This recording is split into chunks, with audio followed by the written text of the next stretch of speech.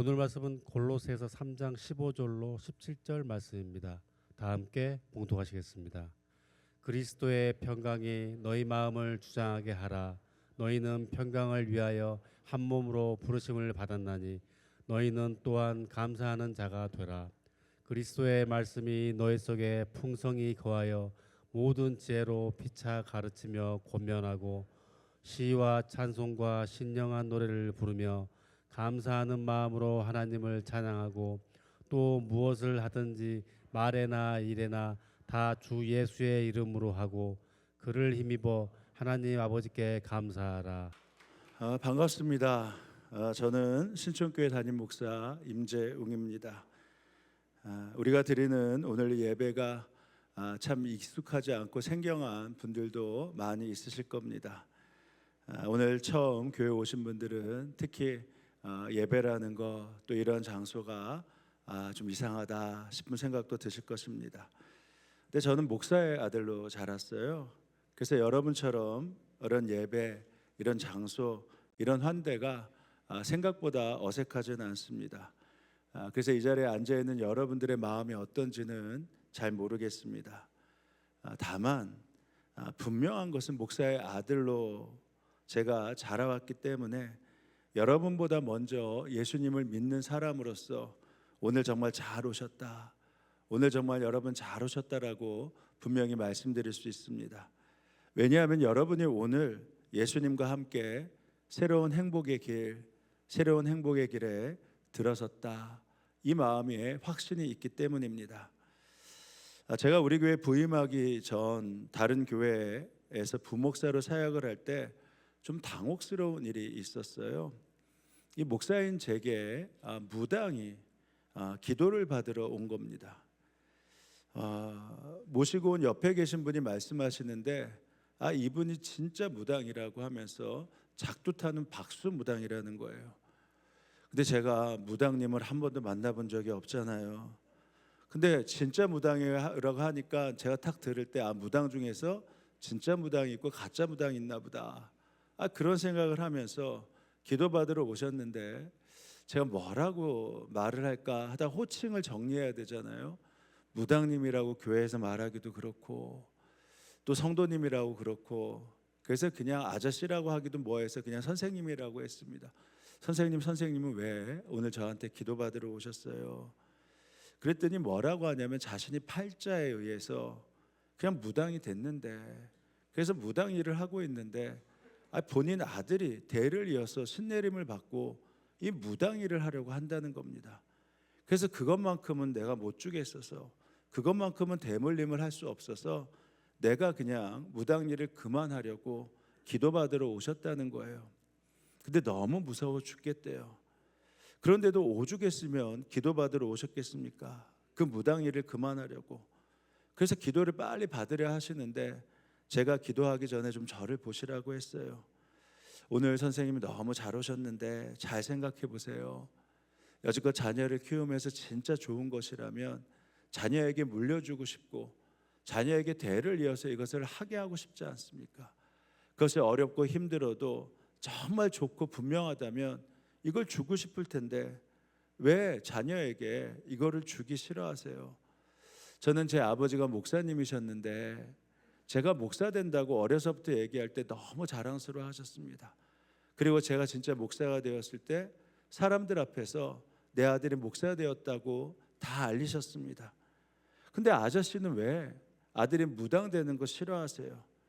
그동안 귀신의 점지도 받고 작두도 탔고 그리고 돈도 많이 버셨을 텐데, 돈 때문에 모든 것이 결정되는 사회인데 아들 무당 돼서 돈 많이 벌면 부자가 무당 일을 하면서 돈 많이 벌면 그처럼 얼마나 좋습니까? 근데 왜 죽을 것 같은데도 저를 찾아오셨어요? 이게 진짜와 가짜의 차이가 아니겠습니까? 여러분은 잘 모를지 모르겠지만 영의 세계가 있잖아요. 영의 세계에도 진짜와 가짜가 있단 말입니다. 이 땅에서 어떤 물품을 볼 때 이것이 진짜고 가짜가 있는 것처럼 영의 세계도 진짜와 가짜가 있어요. 하나님을 믿는 하나님의 영이 있고 또 하나님을 믿지 못하게 하는 귀신의 영이 있습니다. 근데 아무리 진짜 같아도요, 그 세계에 있는 사람은 알아요. 왜냐하면 내가 이걸 만든 사람이면, 내가 이 일을 가는 사람이면 이 가방이 진짜인지 가짜인지 아는 것처럼 진짜 영의 세계를 아는 사람은 이게 진짜인가 가짜인가 다 알기 때문입니다. 근데 본인이 가짜니까, 이 아들만큼은 이것을 물려주질 못하니까 그래서 이거 끊겠다고 오신 거 아니겠습니까? 그래서 이 자리에 오신 여러분들이 지금 굉장히 어색할 수 있어도 제가 그래서 정말 잘 오셨다, 정말 잘 오셨다 이렇게 말씀드릴 수 있는 것입니다. 그렇다면 우리가 어떻게 예수님을 믿게 되었을까? 제가 목사의 아들이었기 때문에 자연스럽게 예수를 믿은 건 아니겠죠. 제가 예수를 믿게 된 것은 제가 말할 수 없는 죄인이다, 말할 수 없는 죄인이라는 사실을 분명히 알았기 때문입니다.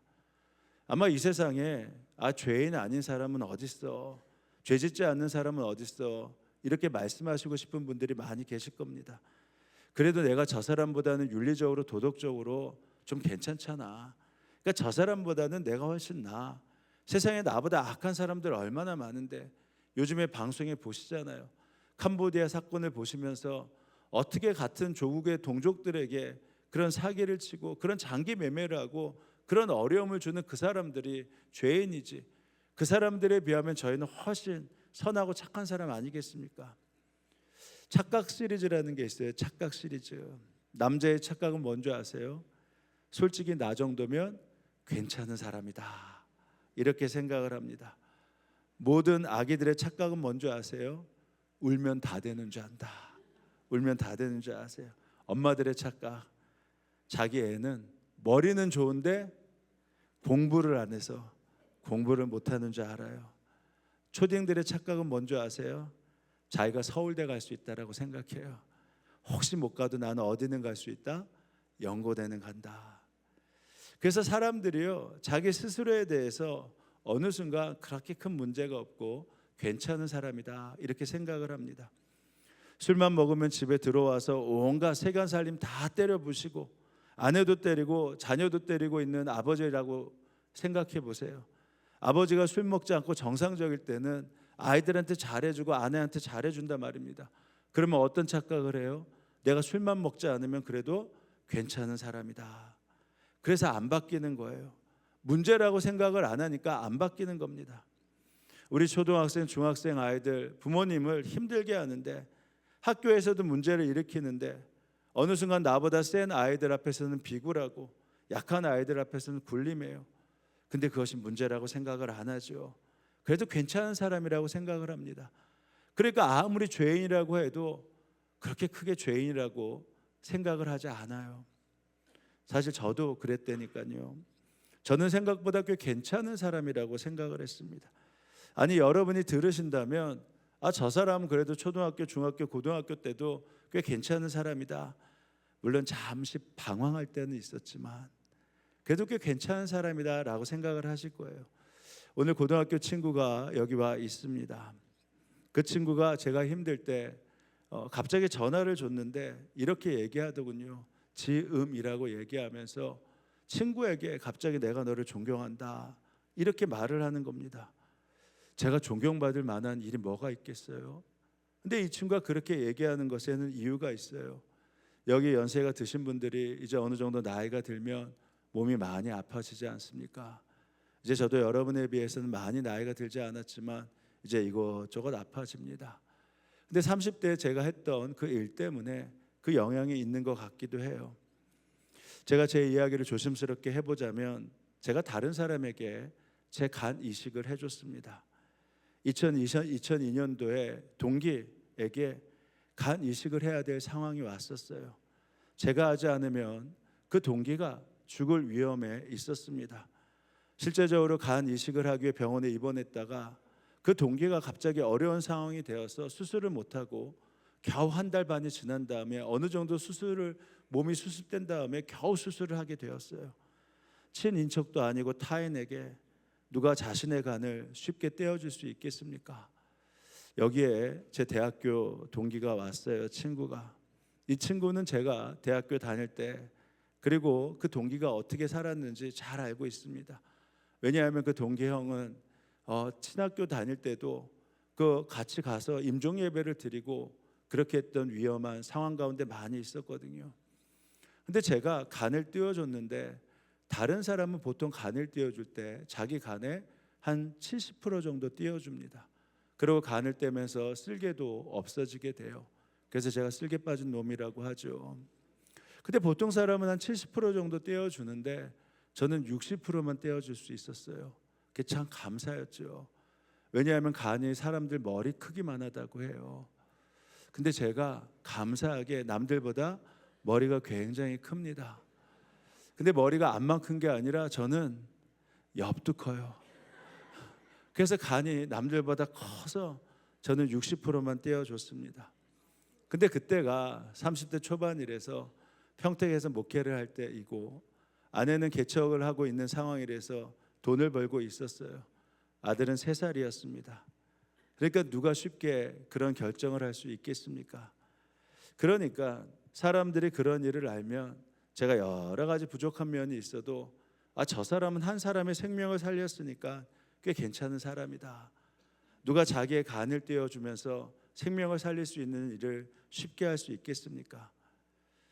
그런데 제가 이해할 수 없는 것은요, 이렇게 간이식을 했던, 다른 사람을 위해 모든 재산을 기부했던, 심지어 다른 사람을 위해 목숨을 바치던, 경범죄 하나 저지르지 않고 깨끗하게 살던, 속이지 않고 성실하게 살던 그 사람이나 사람을 죽이고 범죄하고 말할 수 없는 죄를 지은 그 사람이나 하나님은요 똑같이 보신다는 거예요.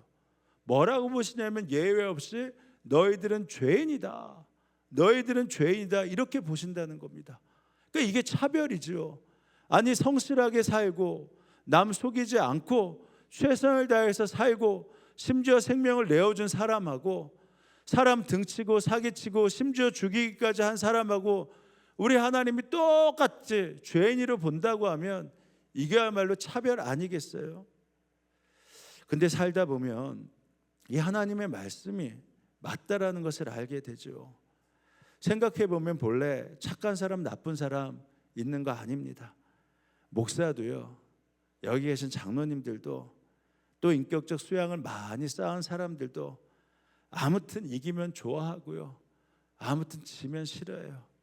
아무튼 어떤 말 들으면 분내하고 아무튼 어떤 일 하면 뒤에서 욕하고요, 다 똑같습니다. 저는 좋은 나라 나쁜 나라 있는 줄 알았습니다. 어릴 때는 그렇게 배우잖아요. 그런데 실제로 전쟁의 역사를 살펴보면 어느 나라나 똑같이 악했다는 거 다 알게 됩니다. 세상에서 가장 지적인 민족이라고 했던 독일의 민족, 유대인 학살하기를 서슴지 않았습니다. 600만이 넘는 사람들을 서슴지 않고 죽였어요. 가장 민주주의가 꽃피었다는 영국, 노예를 일삼았던 나라입니다. 그 부도덕함은 말할 수가 없어요. 전쟁 중에 착한 나라 나쁜 나라 있는가요? 똑같습니다. 그런데도 우리는 착각을 하고 있어요. 그냥 그래도 착한 사람 나쁜 사람이 있다. 조폭 영화 자주 보면 결론이 무엇입니까? 보다가 도덕적 윤리적 혼란에 빠지잖아요. 아니, 늘 똑같은 패턴인데 조폭 두목이요, 자신을 따르지 않고 배신한 부하에게 뭐라고 말하는 줄 아십니까? 얼굴이 일그러지면서 나쁜 놈의 자식, 이렇게 말을 해요. 게다가 조폭 생활 청산하겠다라고 하면 부하를 야구방망이로 때리면서 아예 무릎을 부숴버리고 나를 배신했다고 합니다. 근데 그 장면 보면 이게 헛갈리는 겁니다. 누가 누구를 보고 그러는지 몰라요. 돈이라면 사람 목숨을 파리 목숨처럼 여기고, 아무리 있어도 사람들이 갈취했던 조폭 두목의 입에서 나쁜 놈의 자식이라는 말이 나오면 이게 헷갈리잖아요. 조폭 안에도요, 마지못해 조폭에 들어간 착한 사람도 있습니다. 이 사람은 의리도 강하고요, 청소도 잘하고 친구를 끝까지 감싸며 의리도 있어요. 근데 그래도 그는 조폭은 조폭인 겁니다. 이게 우리의 실상이라는 것이죠. 사람이 더 좋고 나쁘고의 차이가 있지만, 그렇지만 근본적으로는 우리가 다 똑같다라는 겁니다.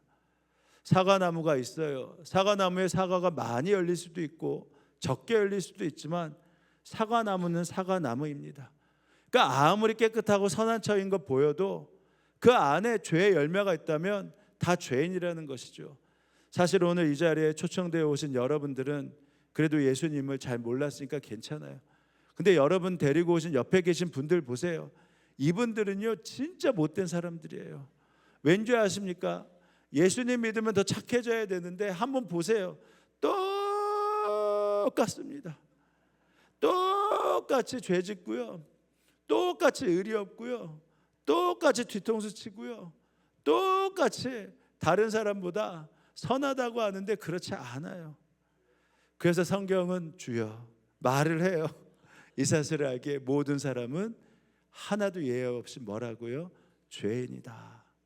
모든 사람의 죄를 범하였음에, 모든 사람의 죄를 범하였음에.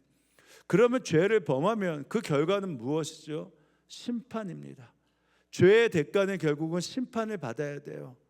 그래서 성경에 보면 한 번 죽는 것은 다 죽는데 그 다음에 정해진 것이 있는데 심판을 받는다는 겁니다. 그러면 심판을 받으면 죄인은 어떤 심판을 받습니까? 감옥에 가는 겁니다. 지옥이라는 감옥에 가는 거예요. 내가 죄인이라고 인정하는 순간 우리는 다 감옥에 갈 수밖에 없어요. 지옥이라는 감옥. 그러니까 모든 사람이 심판을 받는다라고 하면, 죄인이라고 하면 그 감옥에 가지 않고 천국이라는 그 길에 갈 수 있는 사람이 없다라는 것입니다. 이거 어떻게 해결해요? 끔찍한 일 아니겠습니까?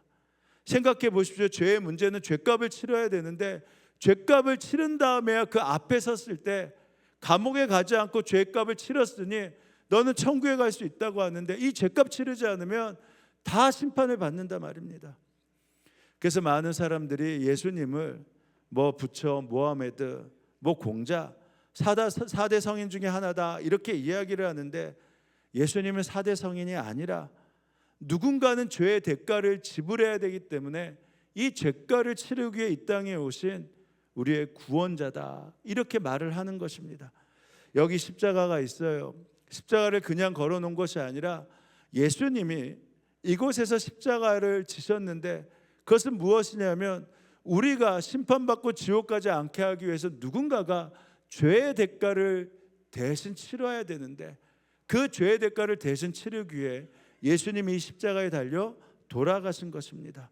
왜냐하면 죄의 대가를 치러야지만 우리가 지옥에 가지 않고 천국에 갈 수 있기 때문이죠. 로마서는 이렇게 말합니다. 우리가 아직 연약할 때, 우리가 아직 내 죄의 대가를 치르지 못할 만큼 아무런 힘이 없었을 때 기약대로 약속하신 겁니다. 그리스도께서 어떻게 한다고요? 경건하지 않은 자를 위하여, 죄 지은 사람을 위하여 예수님이 어떻게 하셨다고요? 죽으셨다라는 거예요. 그래서 우리의 죄의 대가가 예수님이 대신 지심으로 말미암아 심판날에 지옥이 아니라 천국으로 갈 수 있는 그 축복을 누리게 된 것이죠. 어떻게 그럴 수 있나? 우리를 사랑하시기 때문입니다. 우리를 절대 포기하지 않고 사랑하시는 그 하나님의 사랑이 있었기 때문이에요. 로마서 5장 8절에 보면 이런 말씀이 있습니다. 우리가 아직 죄인 되었을 때, 이 죄의 문제가 해결되지 않았을 때, 자, 그 다음에 뭐라고 나와 있죠? 그리스도께서 누구를 위하여? 우리를 위하여 어떻게 하신다고요? 죽으심으로 하나님께서 우리에 대한 자기 사랑을 확증하셨느니라. 그러니까 우리가 아직 죄를 해결하지 못했을 때 예수님이 이 땅에 오셔서 우리의 죄를 위해 십자가에 달려 돌아가심으로 하나님이 확증하셨대요, 자기의 사랑을. 이 확증하셨다는 말이 무슨 말인 줄 아십니까? 만약에 법적인 용어로 따지면 땅 도장을 찍어서 이것은 절대 바뀌지 않는다라는 겁니다. 그 말은 무슨 말이냐면 우리의 죄를 예수님이 가져가셨다고 믿는 순간 하나님이 땅 도장을 찍으신다는 거예요. 너무 간단한데 이것이 진리라는 겁니다. 너는 이제 심판날의 지옥이 아니라 천국이다. 그래서 하나님은 예수님을 믿는 순간 내가 너의 죄를 사했기 때문에 너는 천국에 가는 약속을 받았어 하면서 확증시켜 줘야 되는 것입니다. 그래서 예수님을 왜 꼭 믿어야 되는가? 여러 가지 이유가 있지만 딱 한 가지로 말씀드린다면, 예수님 앞에 우리의 죄를 고백하고 예수님으로 인해 죄사함을 받고 영원한 천국에 가야 되기 때문에 예수님을 믿어야 된다 말씀드리는 것이죠. 그래서 그리스도인들에게 당신은 행복하십니까? 아마 옆에 오신 여러분들을 모셔오신 여러분의 친구나 또 가족들에게 물어보세요. 행복하십니까? 라는 질문을 받을 때 상황과 여건이 아니라 진짜 행복하십니까? 라고 묻는다면 그들이 이렇게 대답할 겁니다. 저는 행복합니다. 저는 행복합니다. 왜? 영원한 천국을 허락받았기에 나는 행복합니다. 이렇게 말을 여러분들에게 자신 있게 답할 수 있을 겁니다. 그럼 이런 믿음이 진짜 생기면 어떤 줄 아세요? 이 세상에 살 때도 행복을 알기 때문에 두려움과 염려 가운데서 그것을 이겨내는 평안의 삶을 살 수 있습니다. 여러분뿐만 아니라 우리도 인생 가운데서 수많은 어려움을 겪었어요. 실패도 겪고 낙망도 배신도 어려움도 겪었습니다. 근데 그런 상황이 왔을 때도 때로는 그 마음 가운데 나는 평안하다 이렇게 말할 수 있는 말도 안 되는 기적이 있다라는 겁니다. 예수 믿으면 그렇게 된다라는 거예요. 제가 목회할 때 동료 목사님 한 분을 초청한 적이 있습니다. 이분이 찬양을 참 잘하세요. 그래서 찬양도 하고 또 말씀도 전해달라고 초청을 했는데 이 목사님에게 기도 제목이 있었어요. 자기의 어린 딸이 있는데 어려서부터 잘 걷지를 못하는 겁니다. 그래서 병원에서 진단을 받고 그 다음에 그날 부흥회 오는 날 그날 병원 가서 이 아이에 대한 정확한 병명과 진단을 받을 때였어요. 그래서 함께 기도했는데 목사님이 전화를 주셨습니다. 제 딸의 병명이 나왔습니다. 제 딸이 영원히 걷지 못한다고 합니다. 그리고 지능도 좀 떨어진다고 합니다. 그래서 제가 목사님 그러면 그냥 제가 인도하면 됩니다. 양해를 구하고 목사님 그냥 마음을 좀 추스리죠. 근데 오셨어요. 괜찮다고. 어떻게 제가 말을 해야 될지 모르겠다고요. 아니 생각해 보세요. 자기 딸이 영원히 걷지 못한다는데 자기 딸이 지능이 남들보다 떨어져서 늘 돌봐야 되는 자녀인데 천천병력과 같은 그 일을 겪고 나서 어떻게 여기에서 말씀을 전하고 찬양을 하실 수 있겠습니까? 근데 이분이 이렇게 와서 목사님이 말씀하셨어요. 저는 오늘 제 딸이 의학적으로 걷지 못한다는 말을 들었습니다. 지능도 다른 아이들보다 조금 떨어진다고 들었습니다. 그래서 저는 오늘 그 살아계신 하나님 앞에 찬양하길 원합니다. 그리고 이런 찬양을 하기 시작했어요. 왜 나만 겪는 고통이냐고. 왜 나만 겪는 고통이냐고 슬퍼하지 마세요. 고난의 뒤편에 있는 주님이 주실 축복을 미리 보면서 감사하세요.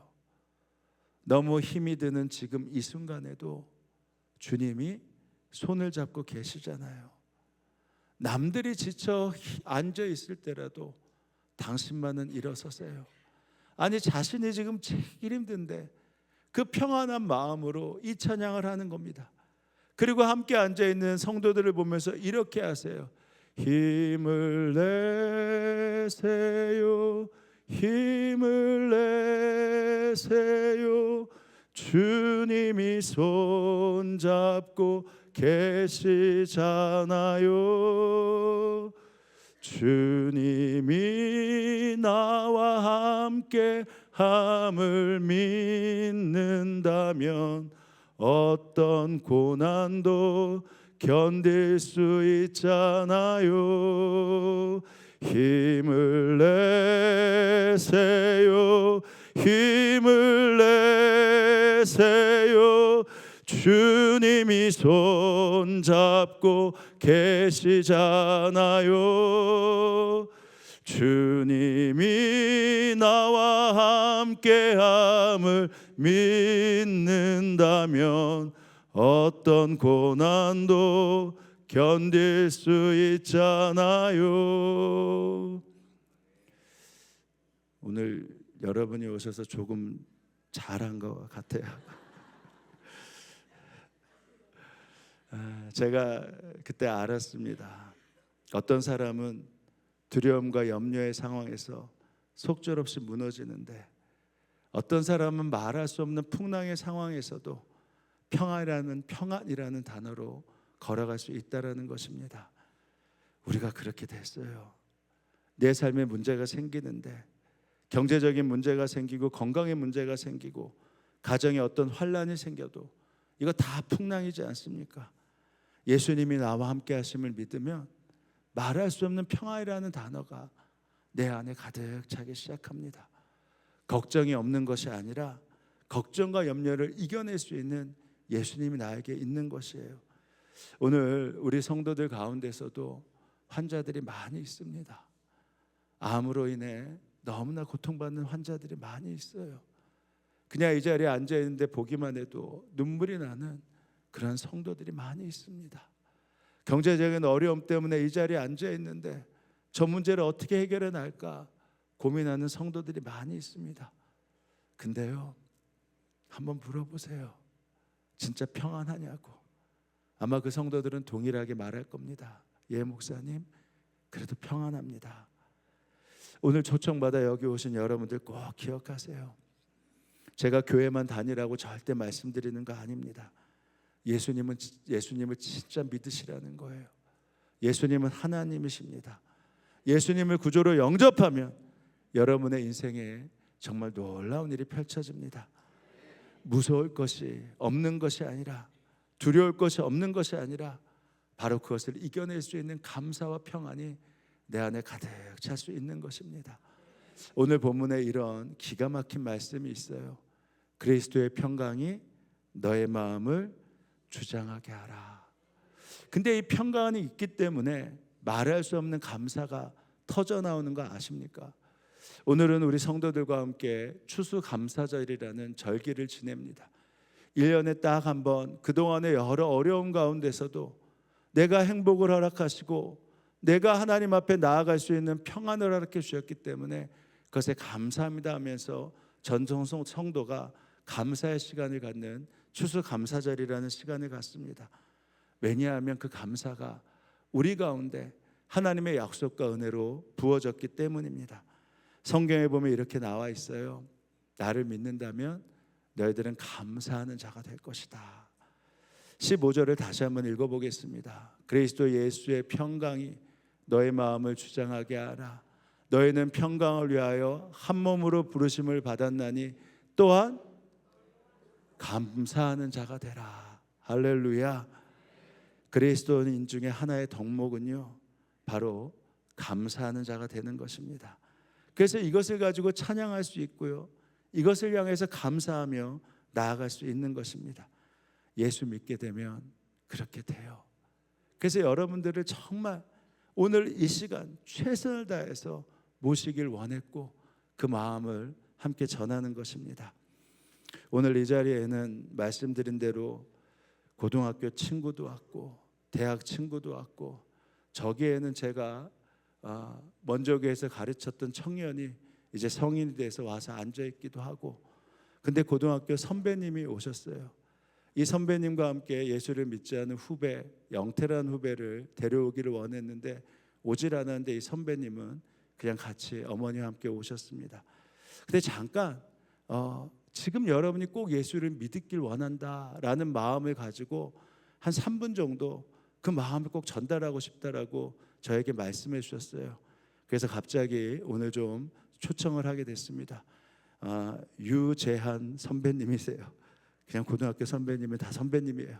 한번 잠깐 나오셔서 올라오시죠. 네, 말씀을 하시죠.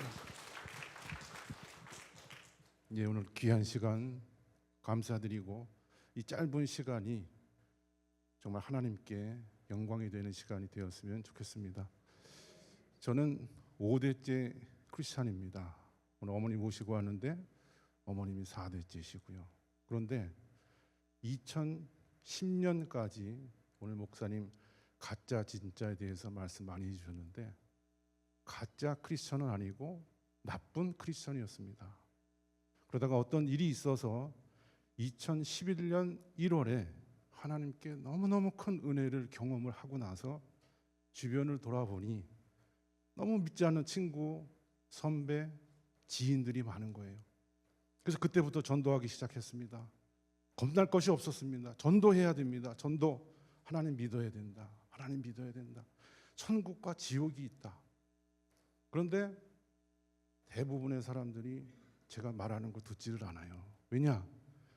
며칠 전까지 세상적으로 같이 놀던 친구가 어떤 날 갑자기 헷가닥해서 하나님 믿으라고 하니까 믿겠습니까?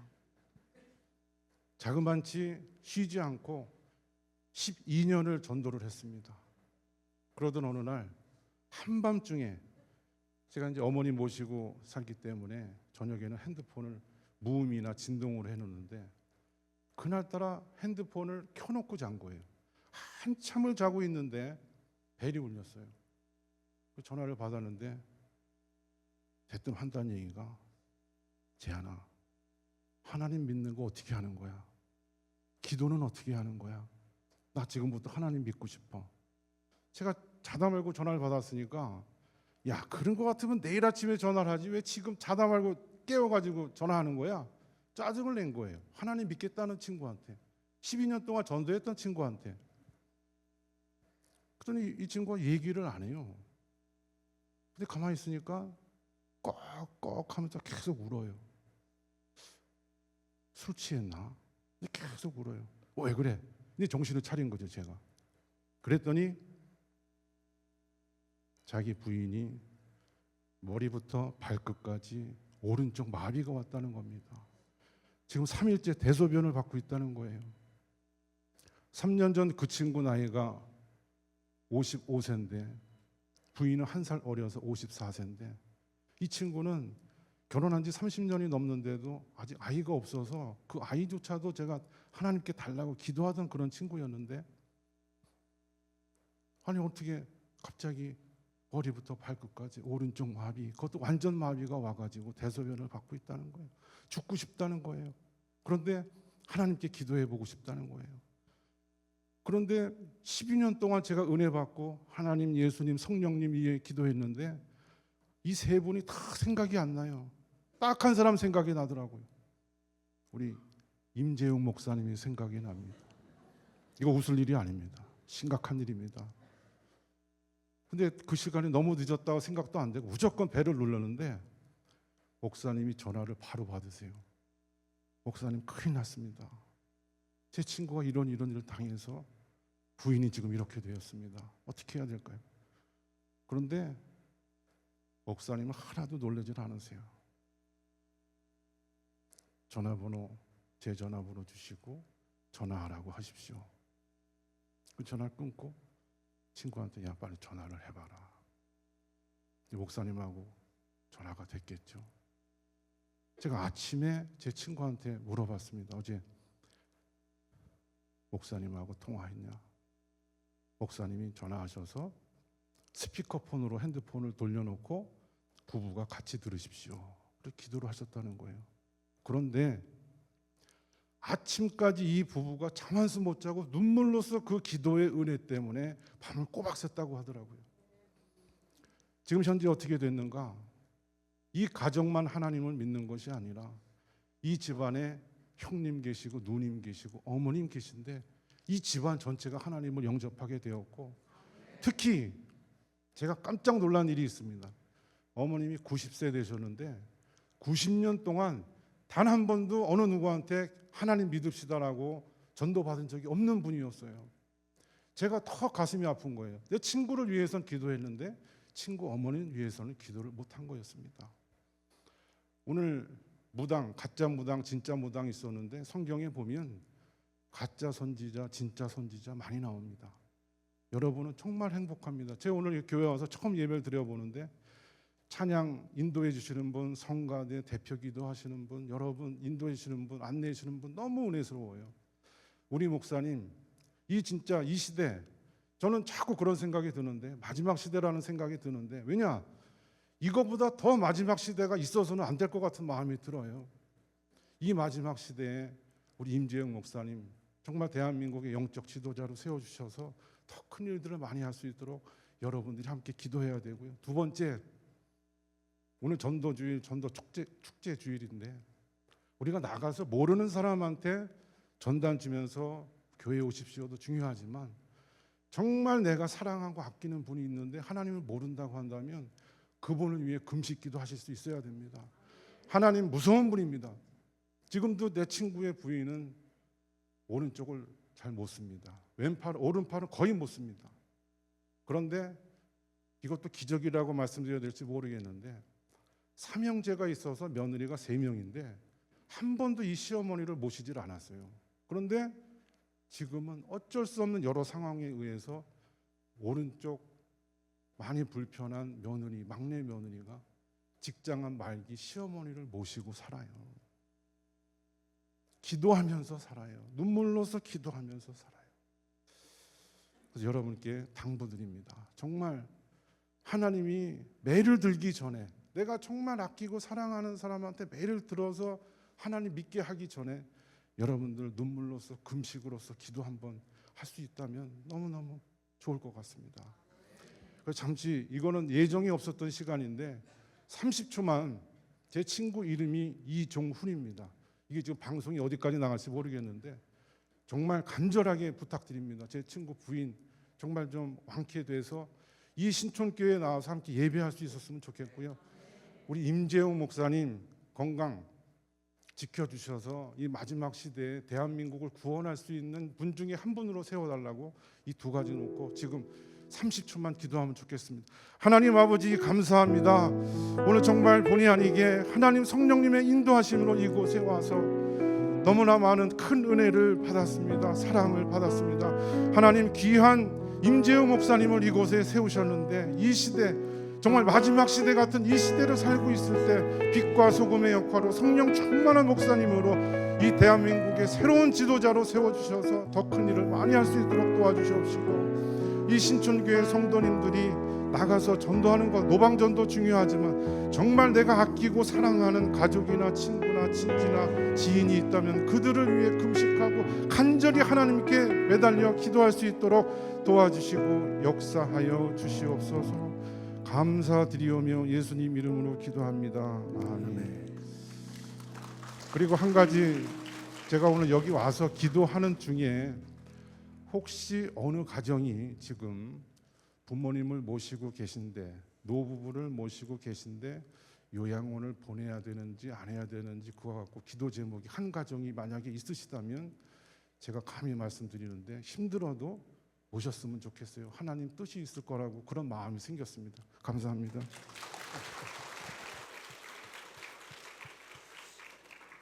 저도 그때 기도하고 아마 새벽에 가서 기도해드리고 온 걸로 기억하는데 저도 까먹었는데 오늘 오셔서 들어서 그런 일들이 있었다라는 것을 오늘 처음 듣게 됐습니다. 감사합니다. 자, 이제 말씀을 마치기 전에 다시 한번 그래서 여러분들을 모시고 온 마음을 다시 한번 알려드리길 원합니다. 여러분들을 이곳에 모실 때 그냥 한 것이 아니라 정말 기도 많이 했습니다. 여러분들을 모시기 위해 금식도 했고 여러분들을 정말 사랑하는 마음으로 최선을 다해서 함께 이 자리에 모시길 원했습니다. 우리의 심정이 어떤지를 다시 한번 여러분에게 좀 전달해 드리고 싶습니다. 이런 말씀, 이런 내용들이 있는데요. 제가 읽어드리겠습니다. 경상대학교 축산학과 교수이신 주선태 교수님이라는 분이 계십니다. 그분은 축산학과 교수라서 이분은 고기만 나쁜 것이 아니다고 고기 먹는 채식해서 고기도 좋다라고 말씀하시는 분이세요. 축산학과 교수님이라서. 그래서 제가 참 좋아합니다.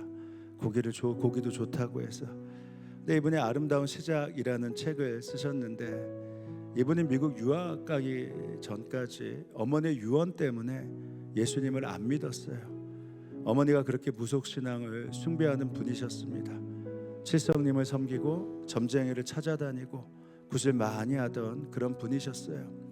근데 그 어머니가 유언을 남기면서 돌아가셨는데 3가지 하지 말라고 했다고 하죠. 첫째, 정치하지 마라. 둘째, 개고기 먹지 마라. 셋째, 예수 믿지 마라. 이게 그 어머니의 유언이었습니다.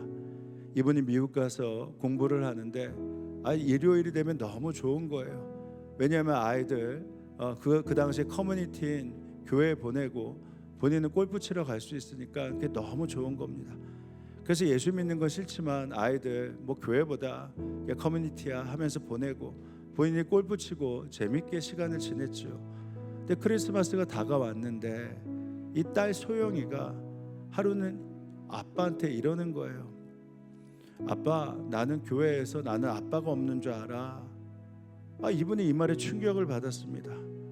주선태 교수님이 자기 딸을 소영이를 사랑하는데 아니 아빠 없는 소리를 듣는 게 이상하잖아요. 그래서 마음이 너무 아픈데 엄마 유언 때문에 교회 안 나갔지만 뭐 크리스마스는 행사니까 한번 그래도 이 소영이 아빠가 나다 보여주기 위해서 이제 교회를 처음 간 것입니다. 그런데 그날 교회에 갔다가 말씀을 듣는 중에 하나님이 살아계시구나, 예수님이 이 땅에 날 위해 오셨구나, 그리고 날 위해 돌아가셨구나 하는 게 마음속에 콱 생겼어요. 예수 믿고 구원받아야 되는구나. 똑똑하신 분이시잖아요. 근데 그때부터 교회를 다니기 시작했는데 문제가 생겼습니다. 어머니 제삿날이 온 거예요. 자, 어머니 제삿날이 왔는데 어머니 유언에 예수님 믿지 말라고 했고 내가 교회 다니면서 예수 믿는데 이 제사 드리는 게 참 쉽지 않습니다. 그래도 제사상을 차렸어요. 그리고 그 앞에서 엄마가 앞에 있는 것처럼 생각하고 엄마가 앞에 있는 것으로 생각하고 대화를 시작합니다. 그분이 쓴 책 그대로 읽어드릴게요. 자정 무렵 엄마와 단둘이 앉았다. 한동안 말을 못하고 있었다. 눈물이 줄줄 흘러나왔다. 그냥 울기만 했다. 그러다가 말문을 열었다. 엄마가 틀렸어. 이때까지 나 엄마 말 잘 들었지? 나 엄마의 멋진 아들이었어. 그러니까 이번엔 내 말대로 해 엄마. 내가 엄마보다 더 똑똑하고 더 많이 배웠잖아. 엄마보다 더 현명하게 살라고 그렇게 힘들게 나 가르쳤잖아. 그래서 엄마 아들 박사 되고 교수 됐잖아. 이제 엄마보다 더 똑똑한 이 아들 말 들을 수 없을까? 엄마가 잘못 알았어. 엄마 우리 집에서 굿할 때 창피하게 동네 사람들 다 쳐다보는데 내게 무당이 시키는 대로 이리 저라고 저리 저라라고 했지. 나 그때 왜 엄마가 시키는 대로 저랬는 줄 알아? 엄마가 원하니까. 대학생 아들이 엄마가 시키면 창피한 건 무릅쓰고 다 한다고. 그러면 그만큼 효자라고 으쓱대는 엄마 모습 보고 싶어서 그랬어. 그래서 무당이 시키는 대로 나 다 했어. 경동시장에서 사온 자라 들고 그 물통 들고 학생들에게 자리 양보 받아가면서 몇 번씩 버스 갈아타며 그렇게 대성이 팔당 때문에 갈 때 그렇게 엄마 모습 안쓰러워서 엄마 모시고 나도 많이 따라다녔잖아. 강물 속으로 들어가는 자라 보면서 두 손 모으고 허리 숙여 절하라고 하면 나 그렇게 했잖아. 엄마가 좋아하니까 그랬잖아. 이제 엄마 차례야. 엄마 그 잘난 아들이 하나님께 선택되었어. 엄마가 그렇게 싫어했던 예수자이가 되었어. 엄마가 그랬지. 이런 것은 인력으로 어쩔 수 없는 것이라고. 어쩌면 좋을까 엄마. 엄마 버려두고 나 혼자 하나님께 갈까? 엄마가 믿었던 그 미신들 다 버리고 엄마 나랑 같이 교회 가면 안 될까? 그동안 아무 생각 없이 엄마가 좋아하니까 내가 엄마 쫓아갔듯이 이제 엄마가 엄마의 똑똑한 교수 아들 이제 좀 쫓아오면 안 될까? 엄마 같이 가. 응? 엄마 교회 하나님 만나러 가자. 돌아가신 엄마지만 이 엄마가라도 간절하게 하나님 믿길 원하는 그 마음에서 하나님 믿었으면 좋겠다는 그 간절함 때문에 엄마와 함께 영혼의 대화를 하며 토로하는 마음으로 이 글을 쓰신 것입니다. 마찬가지로 오늘 여러분을 모시고 온 것은 바로 정말 그 사랑하는 예수님, 그 예수님을 꼭 전하고 싶어서 이렇게 마음에 피를 토하는 마음으로 여러분을 모시게 된 것입니다. 여러분이 구원받고 예수님 믿고 영생을 얻고 평안함과 감사의 인생, 그 행복한 인생을 같이 살기 원하는 마음으로 여러분을 모시고 온 것입니다. 바라기는 오늘 예수님 믿고 죄사함을 받아서 이제는 구원의 은혜를 받을 뿐만 아니라 풍랑 가운데서도 더 크신 예수님의 손을 잡고 평안한 가운데 감사의 인생 살아가는 여러분 되시길 주님의 이름으로 축복합니다. 저희가 식사도 정성스럽게 준비했습니다. 내려가셔서 맛있게 식사도 하시고, 또 여러분들이 보셨을 때 유치하겠지만 이 교회 앞마당에 여러 가지 부스들을 준비했습니다. 이거 아이들이나 하는 것 같은데 평생 오랜만에 경험해보는 좋은 그런 부스일 겁니다.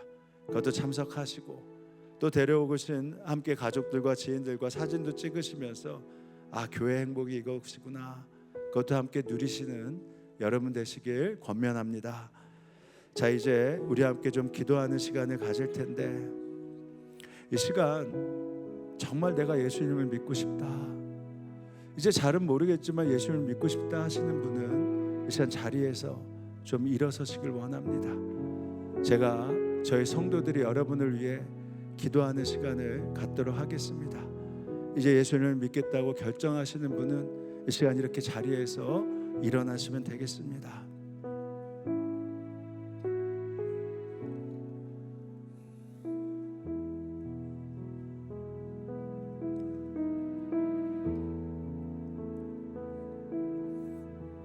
주저하지 않으셔도 되고요.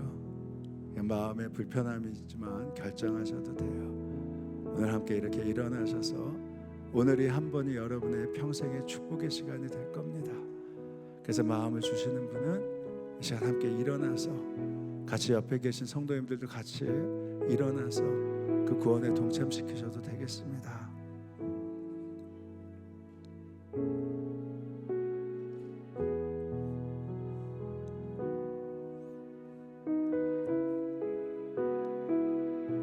제가 여러분을 위해 기도하는 시간을 갖도록 하겠습니다. 오늘 처음 오신 여러분들 좀 어린아이와 같지만 저를 따라 해주시기 바랍니다. 예수님, 제가 예수님을 만나고 내 인생의 변화를 얻고 싶습니다. 주님, 제가 죄인입니다. 십자가 보혈로 저의 죄를 씻어주시고 영생을 누리는 기쁨을 더하여 주옵소서. 예수님의 이름으로 기도합니다. 아멘. 이제 자리에 앉으셔도 되겠습니다. 이제 이 시간 우리 성도들과 함께 기도할 때 오늘 초청한 교우들 영생의 축복 가운데 두려움을 이겨내는 평안과 기쁨의 증인되게 하소서. 이렇게 저희들 함께 기도하는 시간 갖겠습니다. 기도하시겠습니다. 하나님 감사합니다. 하나님의 은혜를 누리고 하나님의 축복을 누리게 하시고 하나님의 약속을 누리며 하나님의 은혜를 누리게 하시고 영생의 은혜와 약속들 가운데 하나님 아버지 말할 수 없는 기쁨을 얻을 수 있도록 함께하여 주시옵소서. 예수님의 보혈과 예수님의 은혜와 예수님의 구원의 약속이 넘칠 수 있도록 아버지 하나님 함께하여 주시옵소서. 은혜와 사랑이 충만하신 하나님, 오늘 이 시간 하나님의 사랑을 우리가 듣고 보았습니다. 사랑하는 독생자 예수님을 이 땅에 속죄의 제물로 보내주셔서 십자가에 달아 죽게 하시고 우리의 죄를 용서하시고 구원해 주신 하나님, 오늘 초청받아 와서 복음을 듣고 예수님의 사랑을 듣는 이들에게 정말 예수님을 믿고 구원받는 은혜를 더하여 주옵소서. 벼랑 끝에 서는 것 같은 어려운 삶 가운데 있는 이 현실에, 힘도 빠지고 용기도 잃은 이 현실에, 예수님을 믿는다고 하지만 여전히 시련이 있는 이 현실에서 이제 그럼에도 불구하고 주님이 함께 거친 풍랑을 걸어가시는 그 주님을 믿으며 다시 한번 일어서는 용기, 다시 한번 누리는 평안을 허락해 주옵소서. 주님, 그리하여서 십자가 보혈의 피가 구원의 잔치가 되게 하시고 성령의 고백이 되게 하시고 더 큰 감사의 인생 되게 하여 주옵소서. 주님, 저들의 마음과 고백과 간절한 기도를 받아주시고 이제 함께 온 이들에게 자녀의 문제, 건강의 문제, 육신의 문제도 다 회복되게 하여 주옵소서. 주님, 북한을 위해서 기도합니다. 오늘도 북한이 주께 돌아오길 위해 기도하는 많은 사람들이 있습니다. 북한 땅에 주의 평안이 있게 하시고 천국의 소망의 눈이 열어 다시 한번 남과 북이 통일되는 역사를 더하여 주시옵소서. 병환 가운데 있는 성도들에게도 은총을 베풀어 주시고 오늘 주님께 감사하여 허락하신 것에 일부를 떼어 봉헌하며 우리의 감사를 주님 앞에 올려드렸습니다. 이 예물에 적은 기도 제목이 감사의 고백이 되게 하셨사오니 날마다 승리의 고백이 넘치게 하여 주옵소서. 감사드리며 예수님의 이름으로 기도합니다. 아멘. 자, 이제 우리 다 자리에서 일어나시겠습니다. 이금성 집사님 가족 오늘 오셨나요? 네. 우리 옆에 분들과 함께 특히 데려오신 분들에게 이렇게 인사하겠습니다. 당신을 오랫동안 기다렸습니다. 이렇게 인사하시겠습니다.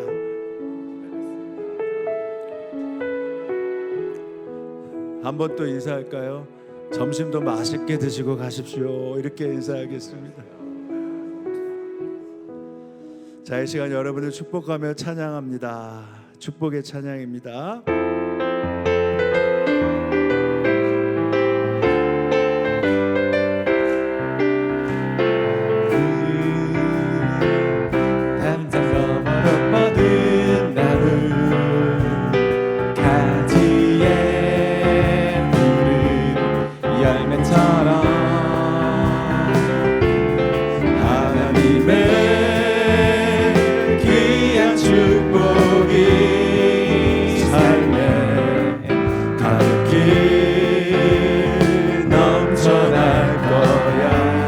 옆에 분의 손을 잡고 합니다. 너는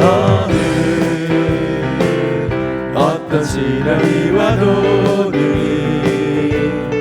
이겨낼 강한 발이 있어. 전능하신 하나님께서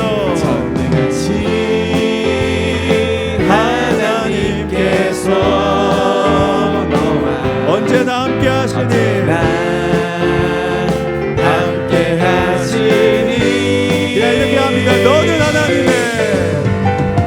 너는 하나님의 사랑, 아름다운 하나님의 사랑. 나는 널 위해 기도하며 내 길을 축복할 거야. 너는 하나님의 선물, 사랑스러운 하나님의 열매, 주의 품에 꽃 피운 나무가 되어줘. 축복합니다. 기도하시겠습니다. 하나님, 오늘 예수님을 알고 복음을 듣는 이 자리에 모신 분들에게 주님께서 구원의 은혜를 더하여 주옵소서.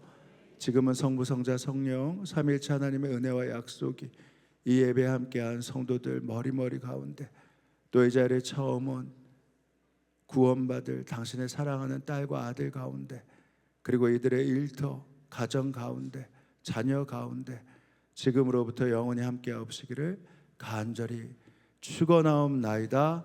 아멘.